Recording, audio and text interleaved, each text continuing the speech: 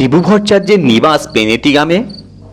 একটি স্ত্রী, 3টি গরু, একতলা পাকা বাড়ি, 26 ঘর যজমান, কিছু ব্রহ্মত্বের জমি, কয়েক ঘর প্রজা, ইহাতে সৎসন্দেহে সংসার চলিয়া যায়।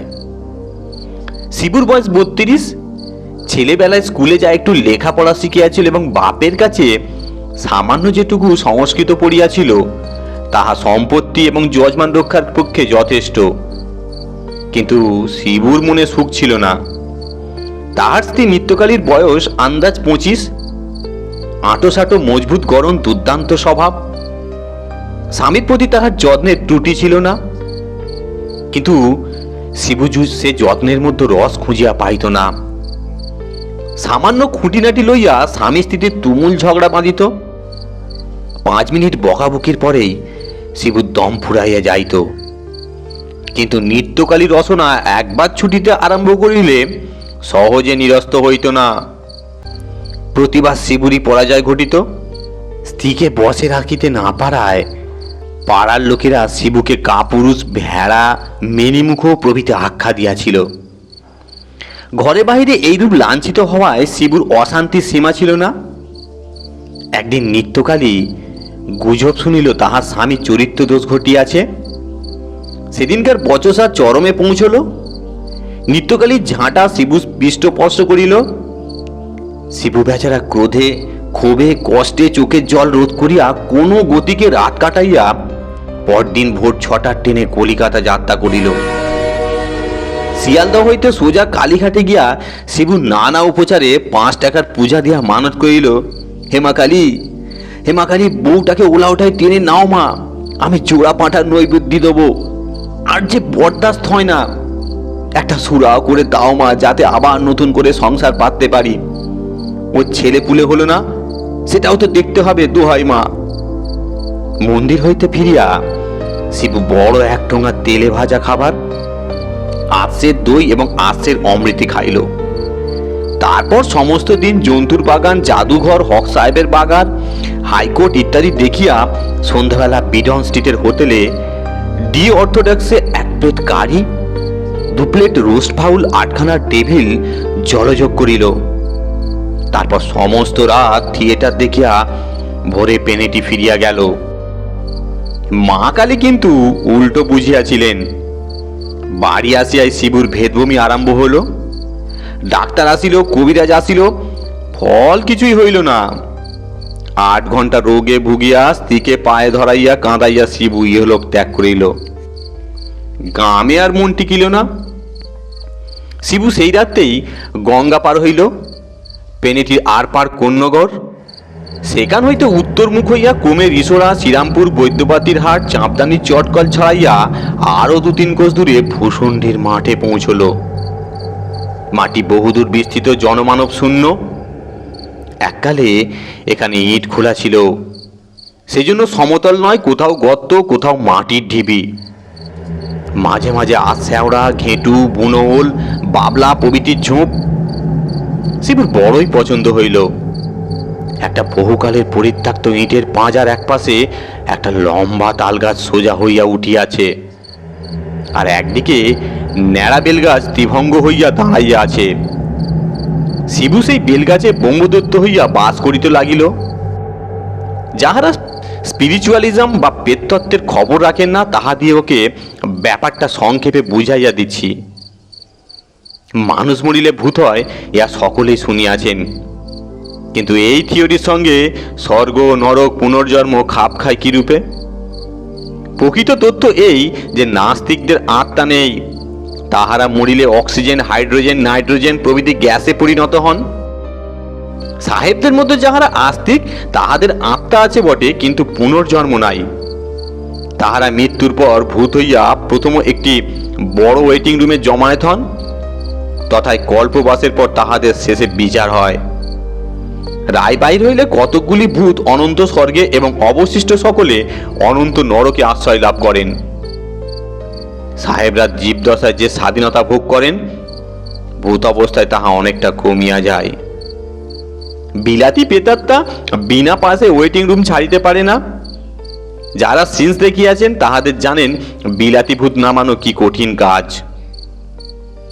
হিন্দুর জন্য অনুরূপ বন্দোবস্ত, কারণ আমরা পুনর্জন্ম, স্বর্গ, নরক, কর্মফল, গয়া, ঋষিকেশ, নির্বাণ, মুক্তি সবই মানি।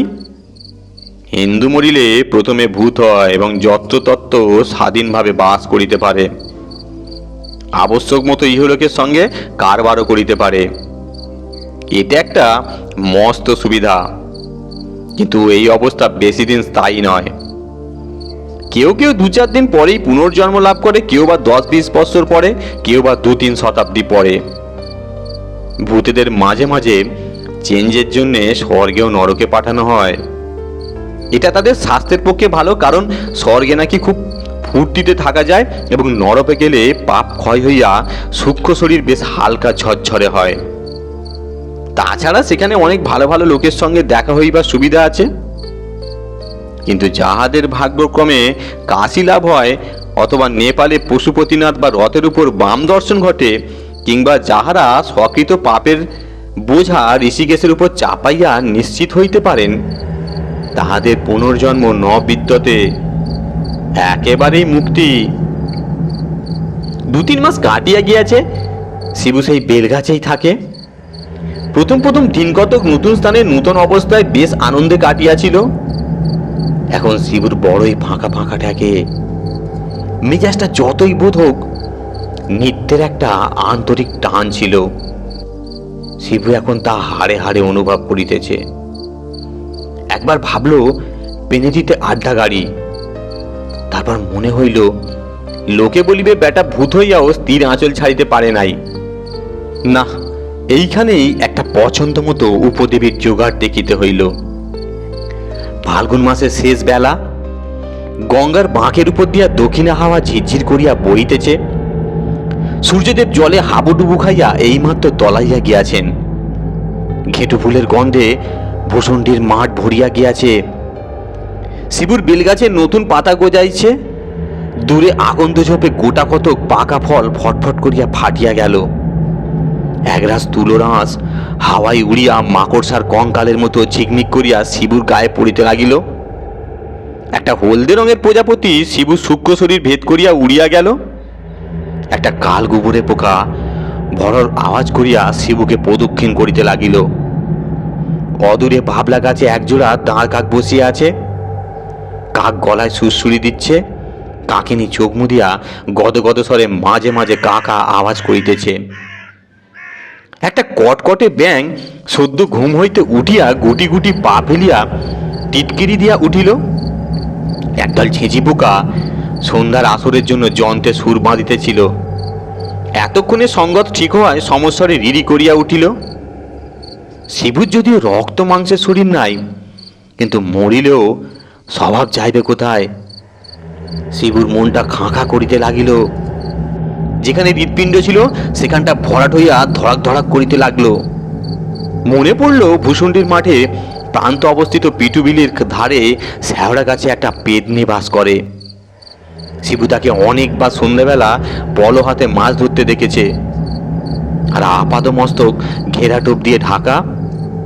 একবার সে ঢাকা খুলে শিবুর দিকে চাইয়া লজ্জায় জিভ কাটিয়াছিল। পেদনির বয়স হইয়াছে, কারণ তাহার গাল একটু তোবড়াইছে এবং সামনের দুটো দাঁত নাই। একটি শাঁকচুন্নি কয়েকবার শিবুর নজরে পড়িয়াছিল। সে একটা গামছা পরিয়া আর একটা গামছা মাথায় দিয়া এলো চুলে বকের মতো লম্বা লম্বা পা ফেলিয়ে হাতের হাঁড়ি হইতে গোবর গোলা জল ছড়াইতে ছড়াইতে চলিয়া যায়। তাহার বয়স তেমন বেশি বোধ হয় না। শিবু একবার রসিকতার চেষ্টা করিয়াছিল, কিন্তু শাঁকচুন্নি ক্রুদ্ধ বিড়ালের মতো ফ্যাঁচ করিয়া ওঠে। অগত্যা শিবুকে ভয় চম্পট দিতে হয়। শিবুর মন সবচেয়ে হরণ করেছে এক ডাকিনী। ভূষণ্ডির মাঠের পূর্ব দিকের গঙ্গার ধার খিরি বামনির পরিত্যক্ত ভিটায় যে জীর্ণ ঘরখানি আছে, তাহাতেই সেই অল্পদিন হইলে আশ্রয় লইয়াছে। শিবু তাহাকে শুধু একবার দেখিয়াছে এবং দেখিয়াই মজেছে। ডাকিনী তখন একটা খেজুরের ডাল দিয়া রক ছাঁট দিতেছিল। পরনে সাদা থান। শিবুকে দেখিয়া নিমেষে তরে ঘুমটা সরাইয়া ফিক করিয়া হাসিয়ায় সে হাওয়ার সঙ্গে মিলাইয়া যায়। কি দাঁত, কি মুখ, কি রং! নিত্যকালীর রং ছিল পান্তুয়ার মতো, কিন্তু ডাকিনীর রং যেন পান্তুয়া শ্বাস। শিবু একটি সুদীর্ঘ নিঃশ্বাস ছাড়িয়া গান ধরিল, আহা সিরাদিকে চন্দা বলি, কারে রাখে কারে ফেলি। সহসা প্রান্তর প্রকম্পিত করিয়া নিকটবর্তী তাল গাছের মাথা হইতে তীব্রকণ্ঠে শব্দ উঠিল, আরে চারা রা রা রা রা, আরে ভজুয়া কো বাহিনী ভগুল কে বিটিয়া, ককরে সে সাদিয়া হো কেকরে সে হো হো। শিবু চমকাইয়া উঠিয়া ডাকিল, তাল গাছে কে রে? উত্তর আসিল, কারিয়া থিরেতে বা। শিবু বলিল, কেলে ভূত? নেমে এসো বাবা। মাথায় পাগড়ি, কালো লিকলিকে চেহারা, কাকলাসের মতো একটি জীবাত্মা সড়াক করিয়া তাল গাছের মাথা হইতে নাবিয়া ভূমিষ্ঠ হইয়া প্রণাম করিয়া বলিল, গোড় লাগি পরম দেবজি। শিবু বলল, আরে জিতা রাও বেটে, একটু তামাক খাওয়াতে পারিস? কারিয়া পীরে ছিলাম বা কই? শিবু, তামাকই নেই তো ছিলিম, জোগাড় কর না হে। প্রেত ঊর্ধ্বে উঠিল এবং অল্পক্ষণ মধ্যে বৈদ্যবাটির বাজার হইতে তামাক টিকা কলিকা আনিয়া আকসুল গাইয়া শিবুর হাতে দিল। শিবু একটু কচুর ডাঁটার উপর কলিকা বসাইয়া টান দিতে দিতে বলিল, হ্যাঁ, তারপর এলি কবে? তোর হালচাল সব বল। কারিয়া পীরেত যে ইতিহাস বলিল তার সারমর্ম এই, তাহার বাড়ি ছাপড়া জেলা।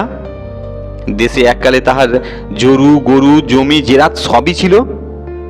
তাহার স্ত্রী মুংড়ি অত্যন্ত মুখরা এবং বদমেজাজি, বনিবনা কখনো হইত না। একদিন প্রতিবেশী ভজুয়ার ভগ্নীকে উপলক্ষ করিয়া স্বামী স্ত্রীতে বিষম ঝগড়া হয় এবং স্ত্রীর পিঠে একঘা লাঠি কষাইয়া স্বামী দেশ ছাড়িয়া কলিকাতায় চলিয়া আসে। সে আজ 30 বছরের কথা।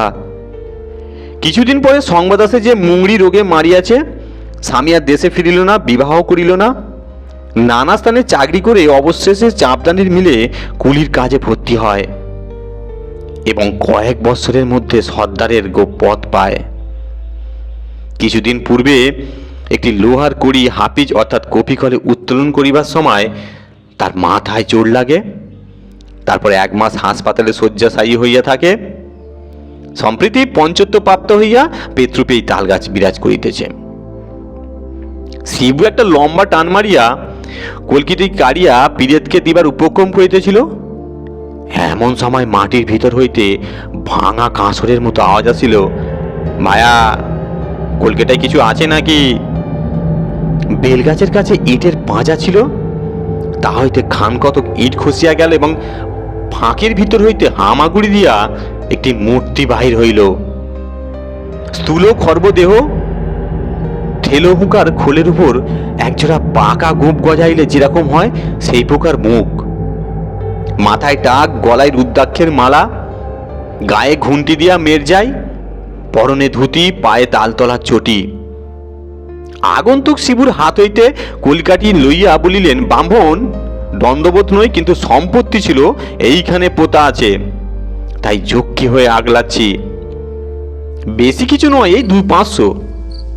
সব বন্ধকি তামসুদ দাদা, ইস্টাম্বর কাগজে লেখা, নগদ শিক্ষা একটিও পাবে না। খবরদার ওদিকে নজর দিও না, হাতে হাত করি পড়বে। শিবুর মেঘদূত একটু আধটু জানা ছিল। সসম্ভ্রমে জিজ্ঞাসা করিল, যক্ষ মহাশয়, আপনি কি কালিদাসের? যক্ষ বলল, ভাইরা ভাই, কালিদাস আমার মাসতুতো শালিকে বিয়ে করে ছোকরা হিজলিদের নিম করি গোমাস্তা ছিল, অনেকদিন মারা গেছে। তুমি জানলে কিসে? হ্যাঁ। শিবু বলল, আপনার এখানে কতদিন আগমন হয়েছে? যক্ষ বলল, আমার আগমন, আমি বলে গিয়ে 3.5 বছর এখানে আছি। কত এলো দেখলুম, কত গেল দেখলুম। আর তুমি তো সেদিন এলে, কাঠ পিঁপড়ে তাড়িয়ে 3 বার হোঁচট খেয়ে গাছে উঠলে। সব দেখেছি আমি। তোমার গানের শখ আছে দেখেছি। বেশ বেশ, কালো আইতের স্ত্রী যদি শিখতে চাও তাহলে আমার সাগরেদ হও দাদা। এখনো আওয়াজটা যদি একটু খোনা হয়ে গেছে, তবুও মরা হাতি লাখ টাকা। শিবু বলল, মশায়ের ভূতপূর্ব পরিচয়টা জিজ্ঞাসা করতে পারি কি? যক্ষ বলল, বিলক্ষণ, আমার নাম নদের চাঁদ মল্লিক, পদবী বসু, জাতি কায়স্থ, নিবাস রিসড়ে, বাস সাকিন, এই পাঁজার মধ্য।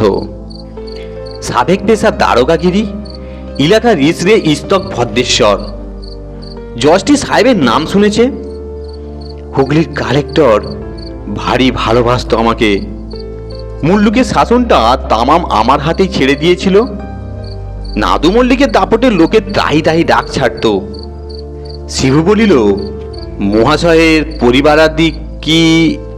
চক্ষু দীর্ঘ নিঃশ্বাস ফেলিয়া বলিলেন, সব সুখ কপালে কি হয় রে দাদা? ঘর সংসার সবই তো ছিল, কিন্তু গিন্নিটি ছিলেন খান্ডার। বলবো কি মশাই, আমি হলুম গিয়ে নাদু মল্লিক, কোম্পানির ফৌজদারি নিজামত আদালত যার মুঠোর মধ্যে। আমারই পিঠে দিলে কিনা এক ঘা চেলা কাঠ কষিয়ে। তারপরেই পালালো বাপের বাড়ি। 324 ধারায় ফেলতুম, কিন্তু কেলেঙ্কারি ভয়ে গ্রেপ্তারি পরোয়ানা ছাড়লুম না। কিন্তু যাবে কোথা? গুরু আছেন, ধর্ম আছেন। 47 সনের মড়কে গিন্নি ফৌত হলো। সংসার ধর্মে আর মন বসলো না। জজটি সাহেব বিলেতে গেলেও আমি পেনশন নিয়ে এক শখের যাত্রা খুললুম। তারপরেই পরমাই ফুরলে এই হেটা আড্ডা গেড়েছি।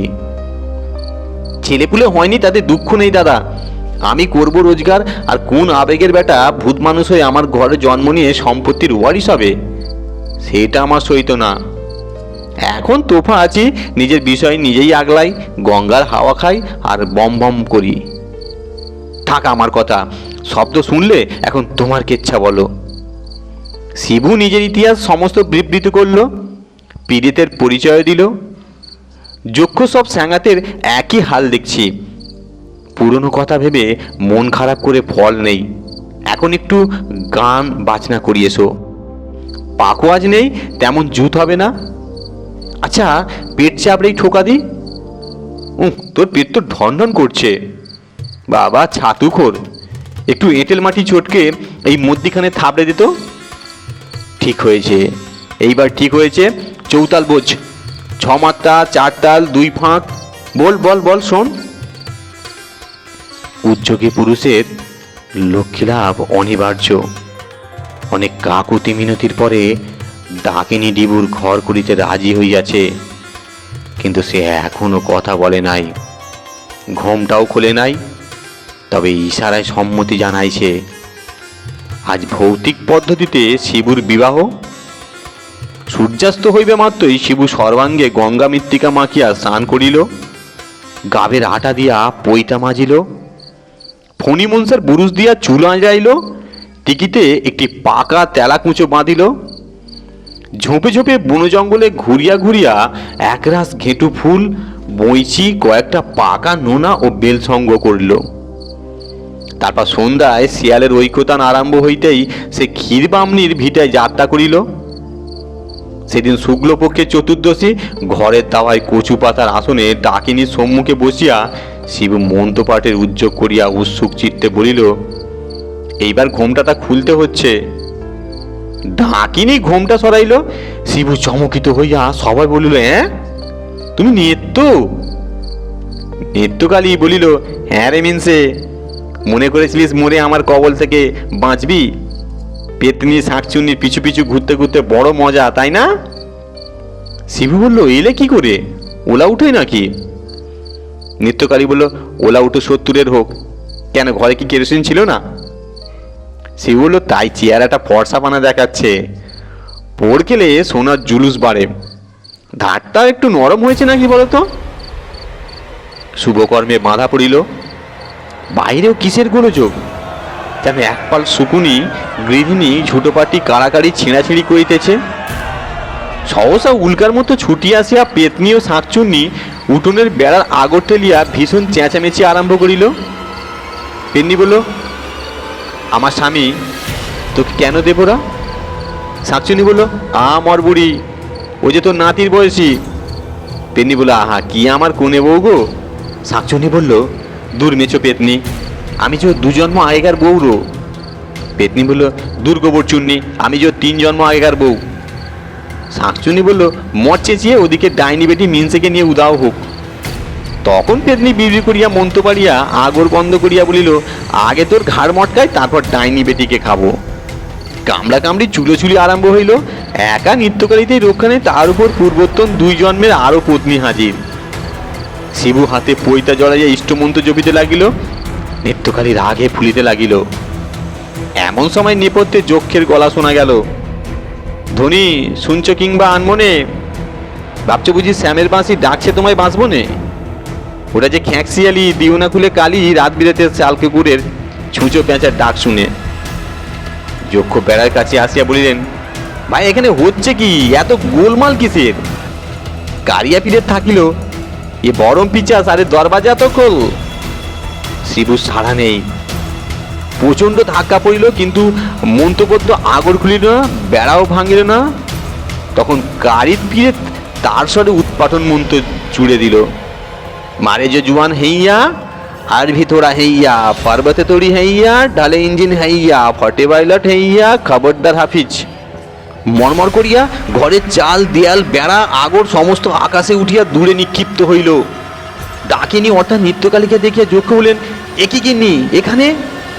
ব্রহ্মদৈত্যটার সঙ্গে ছি ছি ছি ছি, লজ্জায় মাথা খেয়েছ।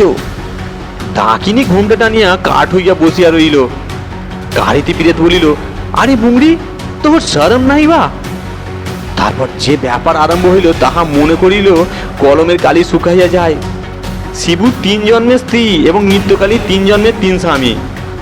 এই ডবল তাজ্য স্পর্শে ভূষুণ্ডির মাঠে যুগপৎ জলস্তম্ভ দাবানল ভূমিকম্প শুরু হইল। ভূত, পেট, দৈত্য, পিশাচ, তাল, বেতাল প্রভৃতি দেশি উপদেবতা যে যেখানে ছিল তামাশা দেখিতে লাগিল। স্পুক, পিক্সি, নোম, গোবলিন প্রভৃতি গোপ কামানো বিলাতি ভূত বাঁশি বাজাইয়া নাচিতে লাগিল।